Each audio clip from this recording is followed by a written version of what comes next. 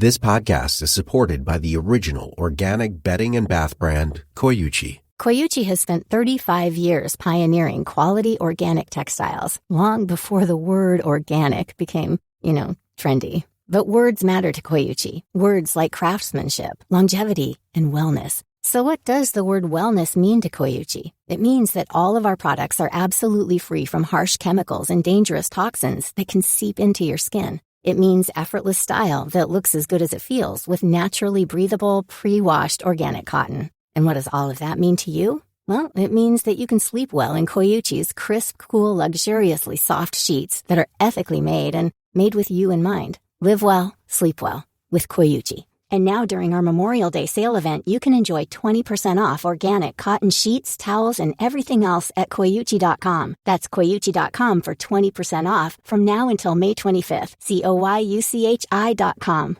This is an iHeart podcast. Guaranteed human.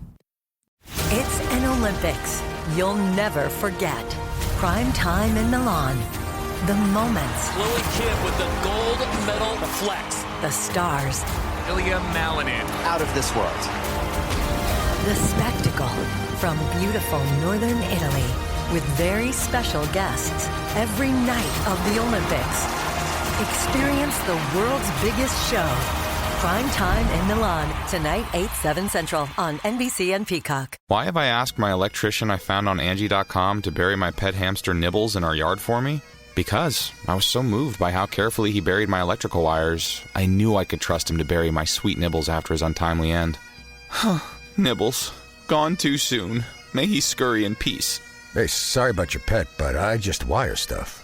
Nibbles would have loved you like a brother. Connecting homeowners with skilled pros for over 30 years. Angie, the one you trust to find the ones you trust. Find pros for all your home projects at Angie.com.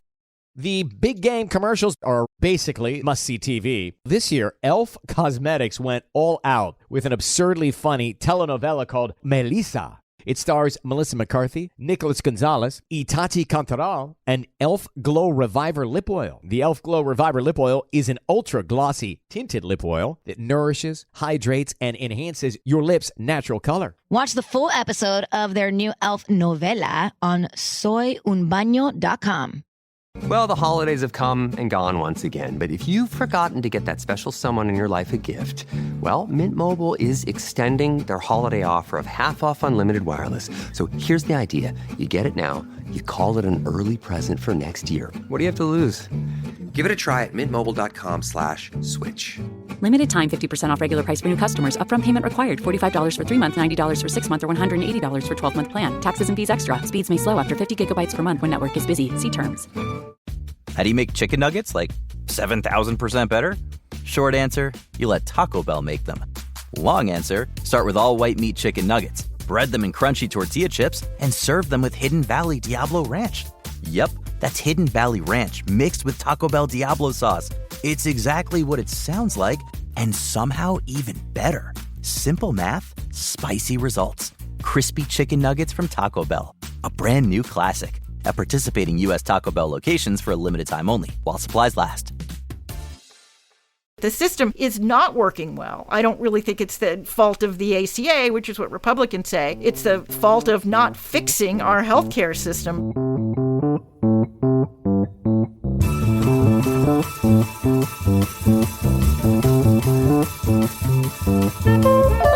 Welcome to One Thing Trump Did, available exclusively on the Middle podcast feed. I'm Jeremy Hobson, and each week on this podcast, we pick just one thing coming out of the Trump White House and break it down in a nonpartisan way with someone who knows what they're talking about. And this episode, the one thing is the Affordable Care Act subsidies that are set to expire at the end of this year. You know, the ones the Democrats wanted extended in order to reopen the government when it was shut down. And then they backed off that demand and settled for a vote on the subsidies in the Senate. Well, what I'd like to do in this episode is understand what exactly is going on with the subsidies, how they're going to affect healthcare for people who are on Obamacare and people with private insurance, and what might happen. Now, President Trump, for his part, has urged lawmakers not to waste their time with the Affordable Care Act, and that the only healthcare he will support is sending the money he would have used to extend the subsidies directly back to the people. Meanwhile, Mehmet Oz, who is Trump's head of Medicare and Medicaid services, said on CNN that the subsidies could be extended. There are ways for us to continue to cover Americans without allowing the widespread fraud. And I don't want to underplay this. 4.4 million people right now, we believe, are getting full insurance coverage with the Obamacare. Many of them don't know they have that coverage. They're duly enrolled both in Medicaid and the ACA. Can you fix that? It's the middle of November. Can you fix that in the next 5 weeks? Well, we can definitely put in incentives to remove that as a possibility. I'll give you a good example. Get people to pay $5. $5. Is that too much to pay a month? Paying $5 a month means at least you have to opt into the program. You can't get falsely put on the program by some broker without you knowing about it. So are there conversations about doing things like you just said with the Republicans in Congress, maybe even with Democrats, in order to get these subsidies at least extended in the short term? There are discussions around extending the subsidies if we deal with the fraud, waste, and abuse. Well, for more on how this could shape up, we're joined by KFF Health News Chief Washington Correspondent Julie Rovner. Hi, Julie. Hi, Jeremy. Okay, so first off, what is the deal with these subsidies? How much do they cost taxpayers, and how many people do they help right now? So there's about 24 million people who buy their insurance on what's now the individual market through the Affordable Care Act. There were, interestingly, only 12 million people who were buying this insurance before the subsidies were increased in 2021 during COVID. As it turned out, what people really wanted, what people really needed in order to buy health insurance was not a mandate, which was in the original Affordable Care Act. It was just insurance that they thought they could afford. So when they made insurance much cheaper by, making the subsidies much larger, many more people signed up. So we're talking about roughly 24 million people. The subsidies, the Democrats originally only did them for, I think it was 2 years, and then they managed to extend them again through the end of 2025. That was all they could find the votes for. It wasn't that they didn't want to make them permanent. It's that they didn't have the votes to make them permanent. And they were hoping that the Republicans would join them in extending the subsidies because, as it turns out, most of that additional 12 million people who signed up are in Republican states, and a lot of them are Republicans. They are small business owners, farmers and ranchers. They live in states like Florida and Texas and Georgia. So these are Republican constituents who are about to see their premiums skyrocket if these subsidies expire as scheduled at the end of this year. That's not what happened, which I assume we'll get into. Yeah, well, and just on the issue of the number of people who are getting these subsidies and who are on the Affordable Care Act marketplace is doubling in the pandemic. What did the pandemic have to do with adding more of these subsidies? Is it just because the economy was in rough shape and more people needed it? Well, and also because we had a pandemic and it was important that more people have health insurance. Right. I mean, that was mostly, there were so many people without health insurance that they extended the subsidies to make it easier for people to get health insurance so that if they got COVID, their bills would be covered. That was basically the idea behind it. So in the situation that we're in right now and the deadline that's coming up later this year, is this only about people who are on Obamacare, or is this about all people are going to see their premiums rise? Yes and no. It's mostly about people who are on Obamacare. And I should mention that of the 24 million people roughly who buy their own insurance on the exchanges, about 90% of them get some size subsidy. Some subsidies are bigger than others. It depends how much you earn. It depends where you live and how much insurance costs where you live, because that varies. But it's most of those people who will be impacted, and they will be impacted most directly. But the Congressional Budget Office estimates that if the additional subsidies are not extended, about 4 million people will end up dropping their coverage, dropping their insurance coverage, become uninsured.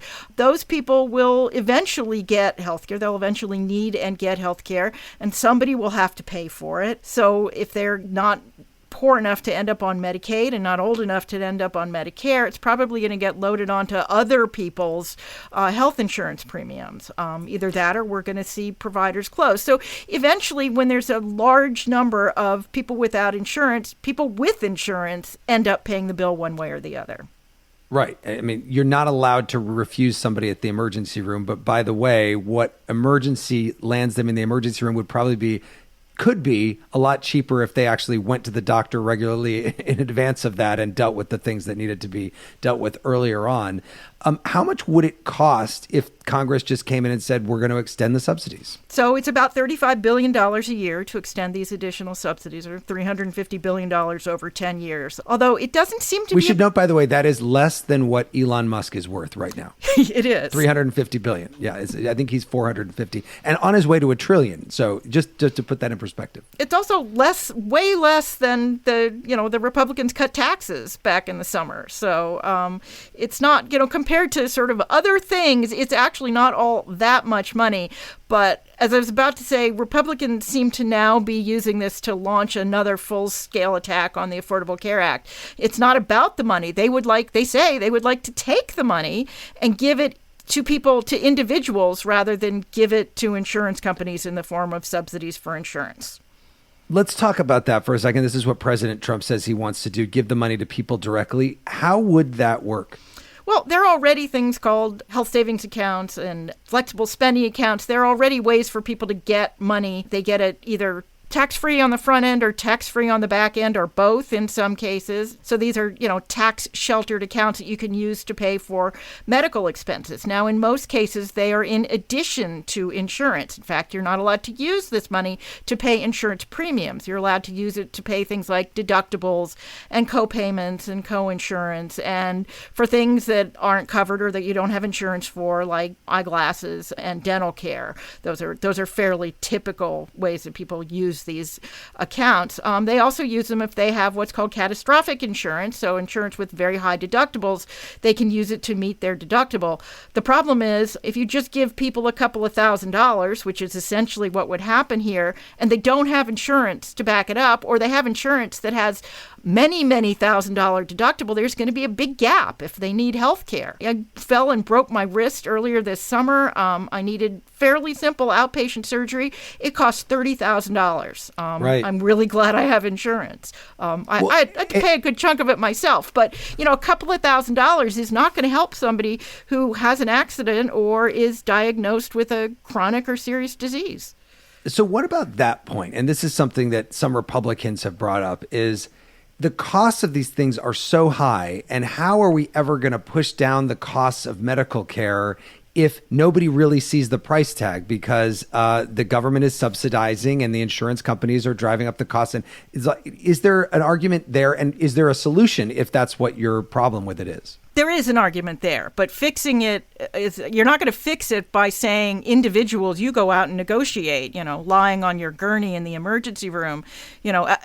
Already we have people lying on the gurney in the emergency room saying, are you in my network? When they have insurance, which is problem enough. Yeah. But they're not going to say, gee, could you take me down the street where I could get this for $20,000 instead of $40,000? That's not really the way, health insurance works. I mean, Republicans absolutely do have a point that third-party payment is definitely driving up costs. It's just that there needs to be a more systematic way to go about figuring out how to do it. I will say that most other countries, it's kind of a myth that most other countries have single-payer health insurance where the government pays it. Most other countries have kind of a hybrid system like we do. They have government doing some things and private insurance doing some things. But most of those other countries very, very stringently regulate the prices of things, including drugs, including other medical care. We in the United States do not. That's a big reason. It's not just the fact that, we use about the same amount of medical care as people in other countries. We pay a lot more for it. Now, if Trump were to somehow get his way here and start handing out money to people to pay for their own health care, would that destroy the Affordable Care Act? Because the healthy people would just pull out of the marketplaces and then it doesn't work. It could. I mean, it depends. If we went, people say, what happens if the additional subsidies expire? Well, what happens if they expire is we go back to 2020 when there was a fairly workable Affordable Care Act marketplace that had about 12 million people in it who had no other good way to get health insurance. What would draw many more people out is if they are suddenly allowed to buy, what we call bare bones insurance. Democrats call it junk insurance. Republicans call it real insurance, but basically it doesn't cover very much. It's for people who are basically healthy and think they're not going to need to spend very much on medical care, and they have lower premiums because they cover fewer things. So if you have something serious, you may be in real trouble, and that's why most of these plans were outlawed when the Affordable Care Act passed. But if people say, oh, well, I can get, this insurance that's called insurance for $20 a month, I'm going to do that. If all those healthy people then leave the Affordable Care Act exchanges, then you could have a real problem with the Affordable Care Act falling apart. I should add, sort of in passing, although it's a whole lot more than in passing, the Trump administration is doing a lot of other things to undermine the Affordable Care Act, some of it just by regulation. They're making it harder to re-enroll, to renew your coverage automatically. They're shortening the open enrollment period. They've cut by 90% the budget for people who help people sign up, who help people figure out what their best option is for health insurance. So they're already going, foursquare after the ACA. They're just not kind of advertising it.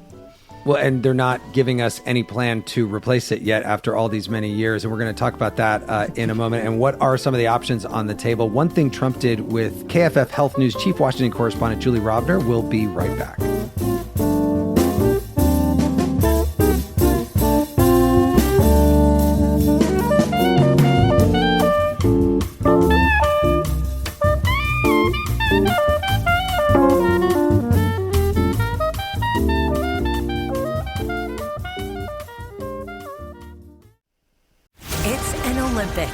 You'll never forget. Prime time in Milan. The moments. Chloe Kim with the gold medal flex. The stars. Ilya Malinin. Out of this world.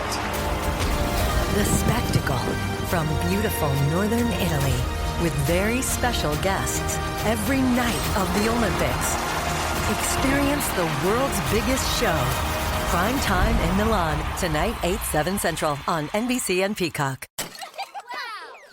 Why have we asked our contractor we found on Angie.com to be our kids' legal guardian? Because he took such good care when redoing our basement that we knew we could trust him to care for our kids, all 8 of them, should something happen to us. Are you my dad now? No, sorry, I do basements. Connecting homeowners with skilled pros for over 30 years. Angie, the one you trust to find the ones you trust. Find pros for all your home projects at Angie.com. Ever wonder why so many people regain weight after stopping a GLP-1? Up to 40% of the weight lost can come from lean muscle. This weakens the body, slows metabolism, and makes it easier to put the pounds back on, creating a cycle of dependency. Prolon's 5-day fasting-mimicking diet offers a drug-free way to maintain results and support long-term metabolic health. In just 5 days, it activates fasting pathways to burn fat, protect muscle, and rejuvenate cells, all while letting you enjoy real food. Get 15% off plus a $40 bonus gift when you subscribe at prolonlife.com/iHeart. That's prolonlife.com/iHeart. You see it instantly. It's Coldwater Creek, the mark of exceptional workmanship and signature touches inspired by a Mountain West heritage. Distinctive styles created from quality fabrics, silhouettes perfected with just the right drape, feel-good fits offering ease of movement, and thoughtful details to elevate your look. Coldwater Creek's authenticity is embodied in every piece, embracing its confident spirit that carries through to today. Discover Coldwater Creek clothing, designed to fit your life the way you want. For a wardrobe you can count on season after season, visit coldwatercreek.com. Shop the new spring collection at 20% off $75 or more with code IHEART20. Welcome to the A Building. I'm Hans Charles. I'm Menelik Lumumba. It's 1969. Malcolm X and Martin Luther King Jr. had both been assassinated, and Black America was at a breaking point. Rioting and protests broke out on an unprecedented scale. In Atlanta, Georgia, at Martin's alma mater, Morehouse College, the students had their own protest. It featured 2 prominent figures in Black history, Martin Luther King Sr. and a young student, Samuel L. Jackson. To be in what we really thought was a revolution. I mean, people were dying. 1968, the murder of Dr. King, which traumatized everyone. The FBI had a role in the murder of a Black Panther leader in Chicago. This story is about protest. It echoes in today's world far more than it should, and it will blow your mind. Listen to the A Building on the iHeartRadio app, Apple Podcasts, or wherever you get your podcasts. Welcome back to One Thing Trump Did on the Middle podcast feed. I'm Jeremy Hobson. In this episode, we're talking about the looming deadline for some key Obamacare subsidies and what it all means for healthcare in this country. My guest is KFF Health News Chief Washington Correspondent Julie Rovner. Julie, you heard Dr. Oz say there that he thinks some extension of the subsidies is possible, that discussions are happening if waste, fraud, and abuse is dealt with. What do you hear in that? Well, there actually is a compromise that could be workable. And there has been an issue with waste, fraud, and abuse. When they extended the subsidies, they made basically health insurance free for people under, I think, about 150% of poverty, which is not very much money. It's like $20,000 a year in income. What's happened, though, is that some unscrupulous insurance brokers, would then enroll people in these zero premium policies. Sometimes the people wouldn't even know that they had insurance. The insurance companies would collect the premiums from the government. The brokers would collect their commissions for signing up the people. People didn't get any medical care because they didn't know they had insurance. Sometimes they would have insurance and the brokers would switch them around.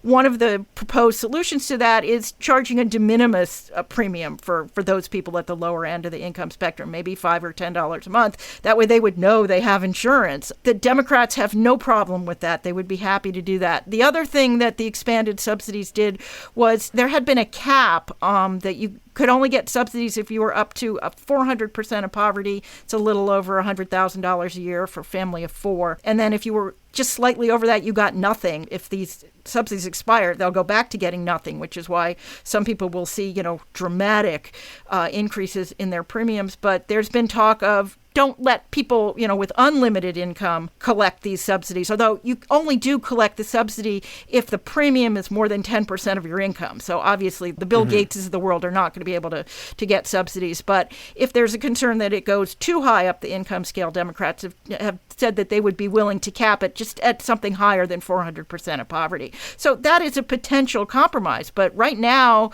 at least judging from what I've seen the last week, Republicans are sort of retreating back to their corners of, we don't want to have any part of this, than as is the president. So I don't know how you would actually get that compromise. What about an extension of the subsidies like for a year? And then they figure it out later. They love that in Washington. They do. That's the old kick the can down the road. That doesn't seem likely either, though. As I say, the Republicans seem to be stiffening their spines against any extension of these subsidies. What will happen in January when they get their own voters who are coming to complain to them, I don't know. Perhaps the heat will get too hot and they will change their mind. But the later it goes, the harder this is going to be. I mean, insurers could turn the subsidies back on because they knew that was a possibility. But if Congress decides to tinker with them and, let's change the upper limit, let's make people pay at the lower, that's a lot more complicated and would take a long time. And we're into open enrollment. It ends January 15th in most states. Julie, do the other things that are happening in the political world right now, the elections in New Jersey and in Virginia, the Epstein files release, do these things play into what might happen with healthcare just because of the political dynamics, do you think? You would think so. But as I say, it seems that Republicans are retreating rather than trying to find compromise here. I'm a little bit surprised. The last time we had a full-scale healthcare debate was in 2017. It did not end well for the Republicans. The Democrats swept the midterms in 2018. But a lot of the people in Congress have changed since 2017, and they may not remember. That was the time when John McCain did a thumbs down and ended the Trump plan to repeal Obamacare. Speaking of which, it's now been 15 years since the ACA was passed, and there's still really no plan from Republicans on what they would want to do instead. Keeping in mind, asterisks, that Obamacare was originally a Republican plan from Massachusetts and Governor Mitt Romney. Yes, thank you very much. I usually say that, but you managed to say that before me this time. The Republicans, the only other plan the Republicans have had besides what became Obamacare is this idea of let's just give money to individuals and see if they can negotiate and bring the prices down. There's been a lot of work, and this is bipartisan. There's been a lot of work on price transparency, so people at least know how much things are going to cost. It hasn't worked very well, but that is something that both Republicans and Democrats have worked on, and that is something that Trump did in his first term that, the Democrats applauded. But we've not really seen that sort of transparency translate into people being able to more effectively shop for medical care at better prices. Julie, I'm going to ask you a question. I don't know if you've been asked, maybe you have, but I was wondering about it as I was getting ready for this, which is if there had been a so-called public option in Obamacare, which a lot of Democrats had pushed for. And in fact, Obama had a 60-seat majority in the Senate when they passed Obamacare. And it was Democrats like, I think, Joe Lieberman, who said, no, we're not going to do the public option. But if there had been one, would this situation have been avoided that we're in right now? Boy, that's a good question. No one has ever asked me that before. I would need to think about that. I don't know. I mean, there is a concern, and I said this when the Affordable Care Act first passed. There was an awful lot in that bill that said, the secretary shall or the secretary may, all this authority to the HHS secretary. And I said, the HHS secretary isn't always going to be a Democrat in favor of this. And so we are now seeing. So I don't know what the Trump administration would have done with a public option. I don't know what they would have done with a public option in the first Trump administration when they wanted to get rid of the ACA. It's a good question. It's a good what if. And I'm going to go ask some experts myself. Yeah. Well, the HHS secretary is Robert F. Kennedy Jr. He hasn't, it doesn't seem like, been on the front lines of this conversation about subsidies yet, or has he? No, he has not. He's left most of this to Dr. Oz, who, in addition to being in charge of Medicare and Medicaid, is in charge of the ACA for the federal government. That also lives within the Centers for Medicare and Medicaid Services. So he's actually the appropriate person to be assessing this. So what do you think is going to happen in the next month?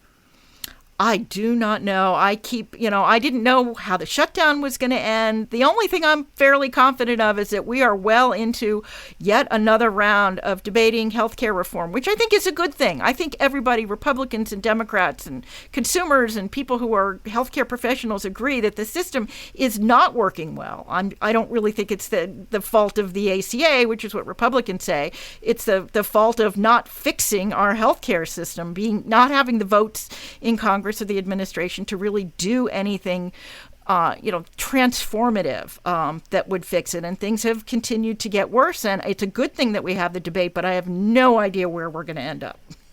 But other than turning the United States into a single payer system, which I'm sure there are some people listening to this right now going, well, obviously that's the solution, just like all the other countries do.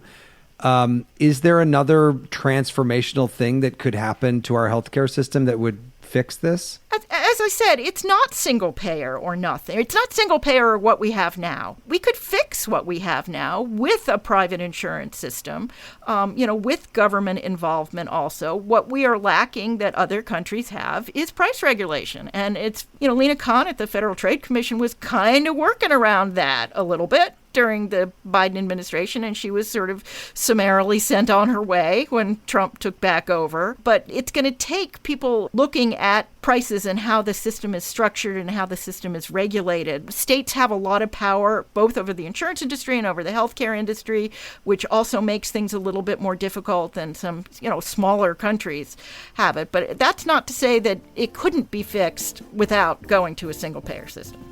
All right. Well, I don't think that's going to happen in the next month, but we'll check in with you to see what does happen with these subsidies. Julie Rovner, Chief Washington Correspondent for KFF Health News. Thank you so much. Happy Thanksgiving. Have a great holiday season. You'll be working very hard. I will. Thank you, Jeremy. And thanks to you for listening to One Thing Trump Did. It was produced by Harrison Patino. Our next middle episode is coming to your podcast feed later this week. It is a repeat because it's Thanksgiving, but we're going to bring you one of the most downloaded episodes, which was the one about the philosophical middle. If you like this podcast, please rate it wherever you get your podcasts and write a review. Our theme music was composed by Noah Haidu. I'm Jeremy Hobson. Talk to you soon.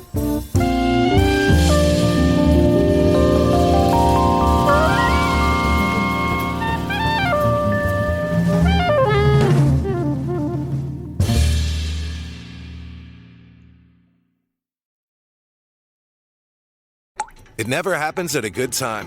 The pipe bursts at midnight. The heater quits on the coldest night. Suddenly, you're overwhelmed. That's when HomeServe is here. For $4.99 a month, you're never alone. Just call their 24/7 hotline and a local pro is on the way. Trusted by millions, HomeServe delivers peace of mind when you need it most. For plans starting at just $4.99 a month, go to HomeServe.com. That's HomeServe.com. Not available everywhere. Most plans range between $4.99 to $11.99 a month your first year. Terms apply on covered repairs.